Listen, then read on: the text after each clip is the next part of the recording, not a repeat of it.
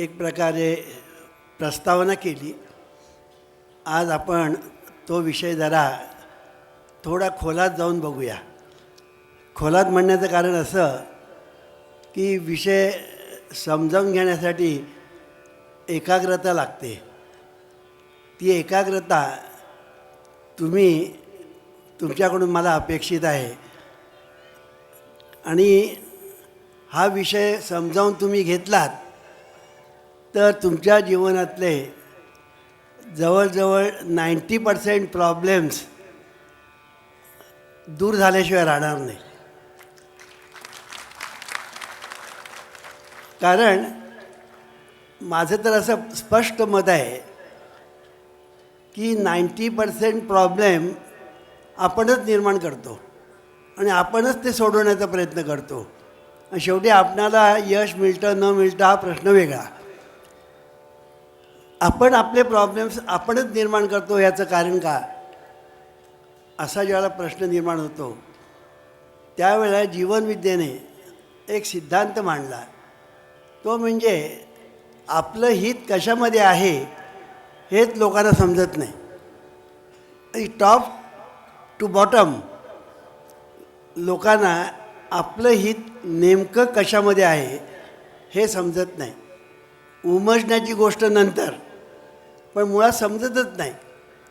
त्यांना असं वाटतं की खूप पैसा मिळवला, प्रतिष्ठा मिळवली, कीर्ती मिळवली, पद मिळवलं की आपल्या जन्माचं सार्थक झालं, असं आपल्याला बऱ्याच लोकांना असं वाटत असतं. आणि त्यात काही चूक आहे असं नव्हे. माझं तर असं मत आहे की या सर्व गोष्टी माणसांनी मिळवल्याच पाहिजेत, मिळवायलाच पाहिजे. पैसा हा फार महत्त्वाचा आहे जीवनामध्ये. पैसा अतिशय महत्त्वाचा आहे. त्याकडे परमार्थात पडलेले लोक दुर्लक्ष करतात, ही दुर्दैवाची गोष्ट आहे असं माझं मत आहे. पैसामध्ये 2 अक्षरं आहेत, पै आणि सहा.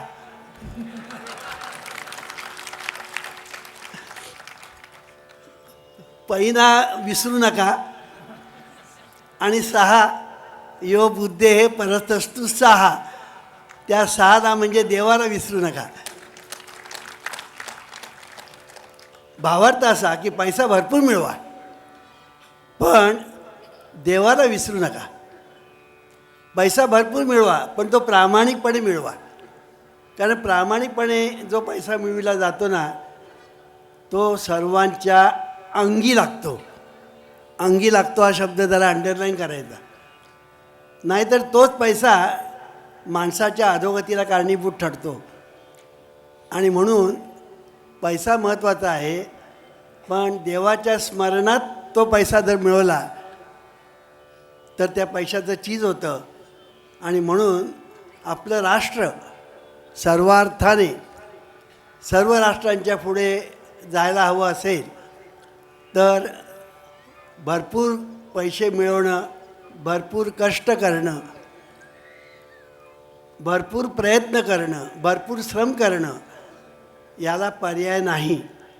म्हणून आम्ही नेहमी सांगतो, love work, bless all and you will be blessed by God. ह्या 2 गोष्टी तुम्ही जरी केल्यात तरी तुमच्या जीवनातले सर्व प्रश्न सुटतील. 2 गोष्टी, लव वर्क, कामावर प्रेम करा एक, आणि दुसरं ब्लेस ऑल. कळलं की नाही? ब्लेस ऑल इररिस्पेक्टिव्ह ऑफ कास्ट, क्रीड अँड रिलिजन. Bless all. एवढं जरी केलं ना तरी तुमच्या जीवनातले प्रश्न सुटतील. सुटलेले आहेत, सुटत आहेत आणि ह्याच्यापुढे सुटतील. कारण ह्याच्या पाठीमागे आम्ही जे सायन्स निर्माण केलेलं आहे की Jeevanvidya is the science of life and art of harmonious living, art of successful living, हे आपण लक्षात ठेवलं पाहिजे. आता तुम्ही म्हणा सायन्स ऑफ लाईफ याचा संबंध कुठे येतो की सायन्स आपण म्हणतो ना, काल मी सांगितलं की आपलं जे जीवन आहे हे परमेश्वराच्या कृपेवर किंवा कोपावर अवलंबून नाही. परमेश्वर कृपाही करत नाही आणि परमेश्वर कोपही करत नाही. तो तुमच्या जीवनामध्ये कुठल्याही प्रकारे ढवळाढवळ करत नाही, कुठल्याही प्रकारे हस्तक्षेप करत नाही. तेवढं करायला त्याला वेळ पण नाही. अहो, अनंत कोटी ब्रह्मांड नायक तो, अनंत कोटी ब्रह्मांड नायक असा तो परमेश्वर. तुम्ही उपास करता का तपास करता, यज्ञ करता का याग करता, एक वेळ जेवता का निर्जळ उपवास, कुठे तो बघत बसणार आहे? तुम्ही जे नवस करता ते नवस काय तो बघत बसलेला आहे आणि फेडत बसलेला आहे का? असं नाही आहे. It is not the thing believed in, but the belief in your own mind that brings about the results. Cease believing in false beliefs, superstitions, opinions and fears of mankind.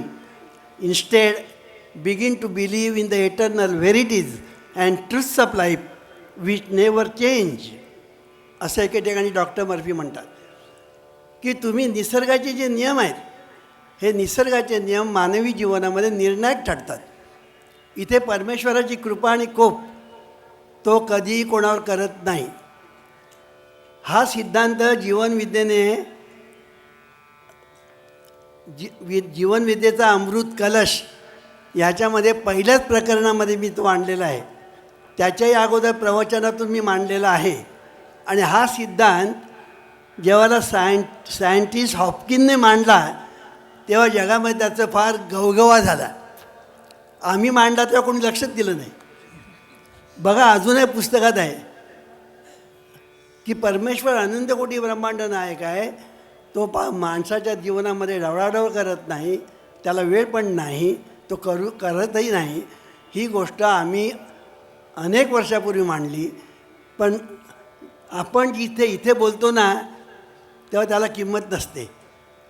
पण अमेरिकेमध्ये जाऊन तिथल्या माणसानी जर काही केलं ना तर आपण लगेच वा वा वा वा करायला लागतो. आता स्वामी विवेकानंद इथे जेव्हा होते हिंदुस्थानात तेव्हा त्यांना कोणी विचारत पण नव्हतं, कोणी विचारत नव्हतं. ते एकदा रस्त्यावरून चालले होते आणि रस्त्याच्या बाजूला माकडं खूप होती. त्या माकडाने त्यांच्या जवळ आले आणि त्यांच्यावर पाठलाग सुरू केला. स्वामी विवेकानंद पुढे धावत आहेत, माकडं त्याच्या पाठीमागे. तिथेच एक साधू बसला होता. तो म्हणाला, अरे तुझ्या हातात काठी आहे ना, ती नुसती दान कर की ती माकडं निघून जातील. स्वामी विवेकानंद तसं केल्यावर माकडं सगळी निघून गेली. मग त्यावेळेला त्यांना कोणी विचारत पण नव्हतं. पण तेच अमेरिकेमध्ये गेले, त्या ठिकाणी अमेरिकन लोकांनी त्याचं ॲप्रिसिएशन केलं. म्हणजे ॲप्रिसिएशन अमेरिकन लोकांनीच करावं, कळलं की नाही? आमच्या लोकांना ॲप्रिसिएशनची शक्ती ज्याला म्हणतात ती जरा कमी आहे असं मला वाटतं. सांगायचा मुद्दा असा की निसर्गाचे नियम मानवी जीवनामध्ये निर्णायक ठरतात.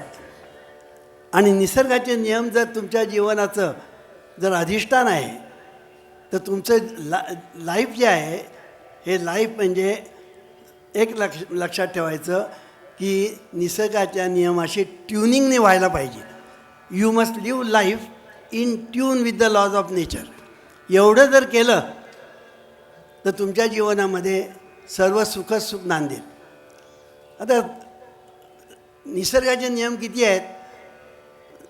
निसर्गाचे नियम अगणित आहेत. जसा परमेश्वर अनंत आहे, त्याचं स्वरूप अनंत आहे, त्याचं रूप अनंत आहे, त्याची निर्मिती अनंत आहे, त्याचा आनंद अनंत आहे, त्याचं सर्वच अनंत आहे. He is infinite in every respect. आणि म्हणून हा जो परमेश्वर जो आहे हा जसा अनंत आहे तसे त्याचे निसर्ग नियम अनंत आहेत. जे माणसाला ठाऊक झालेले आहेत ते फार थोडे आहेत. त्या थोड्या याच्यावर जे सगळे ज्याला आपण सायन्स म्हणतो ते प्रत्येक सायन्स त्या निसर्गाच्या नियमावर अधिष्ठित आहे. माणूस चंद्रावर गेला. कशाच्या आधारावर? निसर्गाच्या नियमाच्या आधारावर तो चंद्रावर गेला. पृथ्वी विशिष्ट दिशेने स्वतःभोवती फिरते, विशिष्ट फेरे घेते आणि त्याचबरोबर ती सूर्याच्या भोवती फिरते आणि विशिष्ट फेरे घेते. हे सगळं जे आहे हे सगळं निसर्गाच्या नियमाने चाललेलं आहे. हे लक्षात घेऊन सायंटिस्ट लोकांनी आपलं सायन्स रचलं आणि माणूस चंद्रावर गेला. चंद्रावर गेल्यानंतर काही लोक आमच्याकडे असे आहेत, का वामनराव, म्हणजे एका माणसाने मला असा प्रश्न विचारला, का वामनराव शेवटी काय म्हणाले, हे रशियन अमेरिकन लोक चंद्रावर गेले आणि शेवटी काय आणलं, दगडच आणले ना. मी म्हटलं हो बरोबर आहे, त्यापैकी एक दगड म्हटलं तू.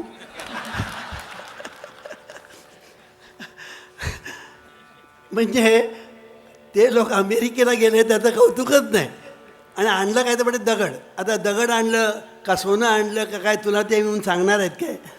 तर सांगायचा मुद्दा असा की आपल्या निसर्गाचे जे नियम आहेत ते मानवी जीवनामध्ये किती महत्त्वाचे आहेत आणि किती आहेत अगणित.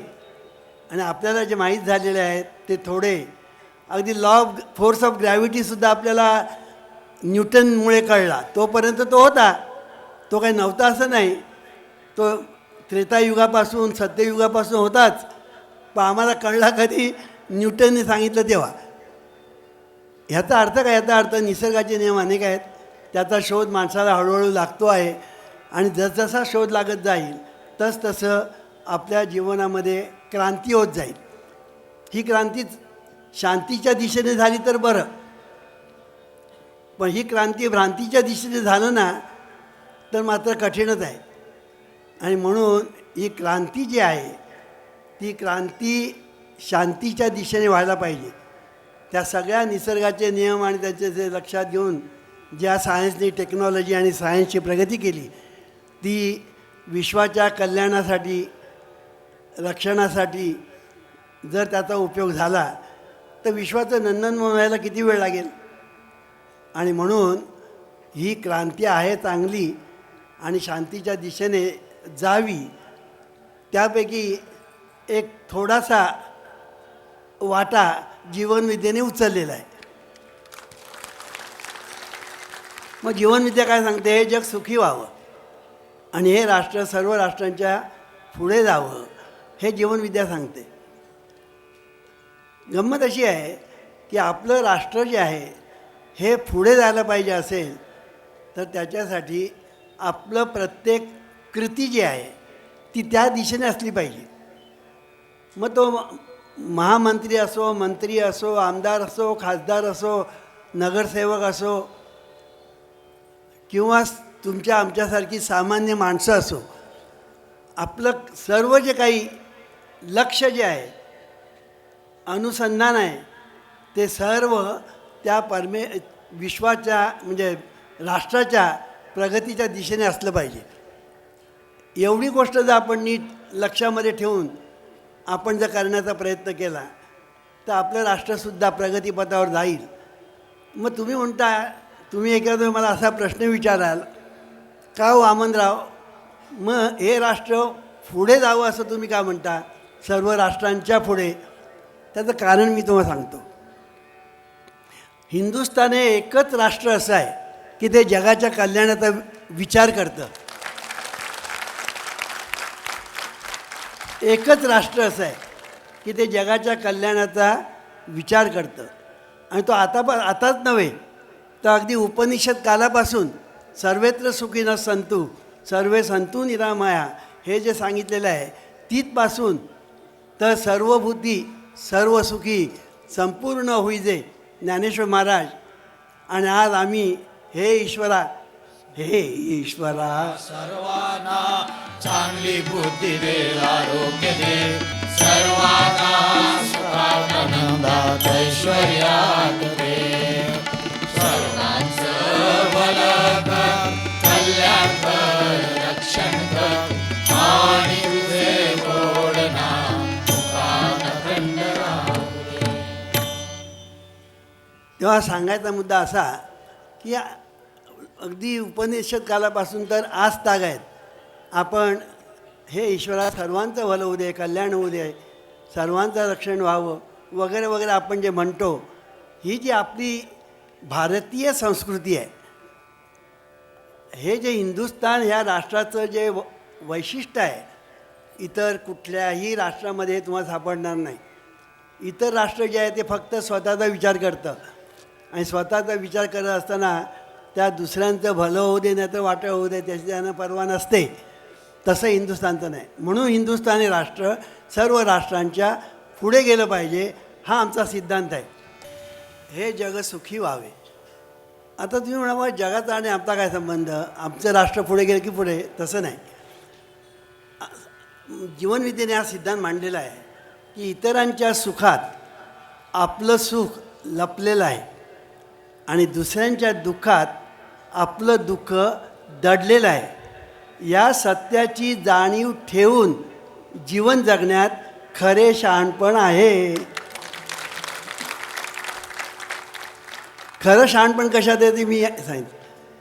काल मी सांगितलं ना, शहाणपण ही एकच गोष्ट अशी आहे की ती जर नसेल तर तुम्हाला सुखी करण्याचं सामर्थ्य ब्रह्मदेवाला पण नाही, कोणालाही नाही, कोणीही करू शकत नाही. मग ते बुवा बाबा भगत फकीर महाराज कोणी असू दे, कोणीही करू शकत नाही जर तुमच्याजवळ शहाणपण नसेल तर. आणि हे शहाणपण देण्याचं काम जीवनविद्या करते. म्हणून मगाशी मी सांगितलं बा आपलं हित कशामध्ये आहे हे आपल्याला जर कळलं तर आपलं हित मगाशी मी सांगितलेल्या सिद्धांतामध्ये आहे की इतरांच्या सुखात आपलं सुख आहे आणि इतरांच्या दुःखात आपलं दुःख आहे. म्हणून सर्वे सुखी व्हावे. सर्वेत्र सुखीनः सन्तु सर्वे सन्तु निरामया. सर्व लोक सुखी व्हावे का, तर त्यांच्या सुखात आपलं सुख आहे. नाही तर आपण एकटे सुखी होऊच शकत नाही. लक्षात ठेवा, फ्रान्समध्ये क्रांती झाली, रशियामध्ये क्रांती झाली. ह्या सगळ्या ज्या क्रांत्या होत्या याचं कारण का, मूठभर लोक सुखी होण्याचा प्रयत्न करतात आणि बाकीचे जे मनभर लोक जे आहेत, प्रचंड संख्येने जे लोक आहेत, त्यांचा ते विचारच करत नाही आणि म्हणून क्रांती होत असते. याचा अर्थ असा की आपण एकमेकांचा जर विचार केला, एकमेकांना आपण सुखी करण्याचा प्रयत्न केला तर सर्वच सुखी होतात. पण मी सुखी झालो पाहिजे, बाकीच्यांचं काय वाटेल ते हो, की तू सुखी तर होणार नाहीत आणि इतर पण सुखी होऊ शकत नाही. म्हणून आज जगामध्ये बघा, जगामध्ये आज सर्व ठिकाणी तंटे बखेडे, भांडण, झगडे, युद्ध, लढाया, रक्तपात सगळं चाललेलं आहे, दंगे धोपे. का, घरामध्ये प्रत्येक घरामध्ये महाभारत चाललेलं आहे. प्रत्येक घरामध्ये महाभारत का चालतं, कोणाचं कोणाशी पटतच नाही, कोणाचं कोणाशी पटतच नाही. ह्याची कारणं अनेक आहेत, त्याच्यावर विस्ताराने प्रवचन करायचं म्हणजे मला इथे 1 वर्ष मुक्कामच ठोकायला पाहिजे. हा विषय खूप मोठा आहे. परमेश्वर हा विषय किती मोठा आहे. परमेश्वर हा विषय इतका मोठा आहे की त्याच्यावर 7 दिवस सतत प्रवचन करायला पाहिजे, तरीसुद्धा तो संपेल असं नाही. इतका तो मोठा विषय आहे आणि महत्त्वाचा आहे. पण वेळ नसतो आपल्याला या सर्व गोष्टी. म्हणून तुम्ही टी व्हीवर ऐका आणि माझी पुस्तकं तर तुमच्यासाठी उपलब्ध आहेत, ती वाचा. म्हणजे तुमच्या ध्यानात येईल की नेमकं आपण जीवन जगायचं म्हणजे काय जगायचं, कसं जगायचं. जीवन जगणं ही कला आहे, शास्त्र आहे, विद्या आहे. हे कोणी शिकवतच नाही, हे कोणी शिकवतच नाही. जीवन जगणं ही कला आहे, विद्या आहे, शास्त्र आहे, कोणी शिकवतच नाही. बाकीच्या सगळ्या गोष्टी शिकवतात. आणि म्हणून जग हे असंच चाललेलं आहे, जग हे असंच चाललेलं आहे. पण आता मी नेहमी सांगतो, संबंध जग जेव्हा सुखी होईल तेव्हा होईल. मग तोपर्यंत काय करायचं. गोंदवलेकर महाराजांनी एके ठिकाणी फार चांगलं सांगितलं आहे. असं म्हणतात गावामध्ये थंडी आहे, गावामध्ये थंडी आहे. आता या थंडीचं तुम्ही काय झगडणार काय त्या थंडीबरोबर. थंडी गेली पाहिजे, थंडी गेली पाहिजे, तुम्ही किती बोंबललात ते थंडी जाणार आहे का नाही. मग त्याला उपाय काय, बंडी घाल. मग त्याला उपाय काय, बंडी घाल, झालं संपलं, तुझी थंडी गेली. म्हणजे तुझ्यापासून सुरू कर ना. म्हणून charity should begin at home अशी इंग्लिशमध्ये म्हण आहे की जे काही करायचं आहे ते आपण आपल्यापासून करूया, आपल्या घरापासून करूया. म्हणून मी सांगतो प्रत्येकाने कळलं की नाही? प्रत्येकाने असं जर ठरवलं की माझ्या घरातल्या सर्वांना मी सुखी करेन, माझ्या घरातल्या सर्वांना मी सुखी करेन, असं तुम्ही ठरवा आणि कार्याला लागा. आणि तुमच्या जीवनामध्ये काय होतं बघा, क्रांती होईल, क्रांती तुमच्या जीवनात. असं प्रत्येक जर घर सुखी झालं तर जग सुखी नाही का झालं? It is so simple. प्रत्येक घर जर सुखी झालं तर जग सुखी नाही का होणार? पण या गोष्टी शिकविल्या जात नाही. ज्या गोष्टी शिकविल्या जातात त्याच्यापासून शहाणपण येत नाही, मिळत नाही. आणि म्हणून जीवनविद्या नेहमी सांगते की शहाणपण हे महत्त्वाचं आहे. शहाणपण हाच नारायण, असा आम्ही एक सिद्धांत मांडला आहे. आणि जिथे नारायण तिथे सुख, शांती, समाधान, यश, समृद्धी सर्व काही आहे. म्हणून शहाणपण याला पर्याय नाही. आणि शहाणपण कशामध्ये आहे? आपलं हित कशामध्ये आहे? माणसाला एकदा कळलं की आपलं हित कशामध्ये आहे की मग तो त्या दिशेने पावलं टाकायला लागतो. मुक्काम कुठे आहे हे आपल्याला एकदा कळलं ना की आपलं प्रत्येक पाऊल हे मुक्कामाच्या दिशेने असतं. म्हणून longest journey begins with the first step, असं एके ठिकाणी चायनीज फिलॉसॉफरनी म्हटलेलं आहे की longest journey begins with the first step. अरे पहिलं पाऊल तर टाक. पहिलं पाऊल टाकलं की तू मुक्कामापर्यंत प्रत्येक पाऊल पडतच जाईल. तसं तुझ्या घरापासून सुरुवात कर. मी माझं घर सुखी करेन. मग सुखी करण्यासाठी काय फार लागतं का? काही लागत नाही. शहाणपण लागतं. काही लागत नाही, शहाणपण लागतं. की घरामध्ये बाकीचे लोक आहेत, त्यांच्या सुखात आपलं सुख आहे, त्यांच्या दुःखात आपलं दुःख आहे. बघा तुम्ही, घरामध्ये 10 माणसं आहेत. एक माणूस आजारी पडला, काय होतं? त्या 9 लोकांचं आणि त्या माणसाचं स्वास्थ्य बिघडतं, मनशांती बिघडते. हा सगळ्यांचा अनुभव आहे. पण सगळेजण आरोग्याने चांगले आहेत, सगळेजण आनंदात आहे, त्या ठिकाणी स्वर्ग आहे. किती सोपं आहे. आहे सोपं. म्हणून सुखी होणे सोपे, दुःखी होणे कठीण. सदा सावध तो सदा सुखी, असं म्हटलेलं आहे. तुम्हाला सुखी व्हायचं आहे ना, मग सावध. कुठे सावध? विचारांच्या ठिकाणी सावध, उच्चारांच्या ठिकाणी सावध, इच्छा करताना सावध आणि आचार करताना सावध. म्हणून सावध तो सदा सुखी. ईश्वरा सर्वांना चांगली बुद्धी दे, आरोग्य दे, सर्वांना सुखात, आनंदात, ऐश्वर्यात ठेव. सर्वांचं भलं कर, कल्याण कर, रक्षण कर, आणि तुझे गोड नाम मुखात खंड राहू दे. ईश्वरा सर्वांना चांगली बुद्धी दे, आरोग्य दे, सर्वांना सुखात, आनंदात, ऐश्वर्यात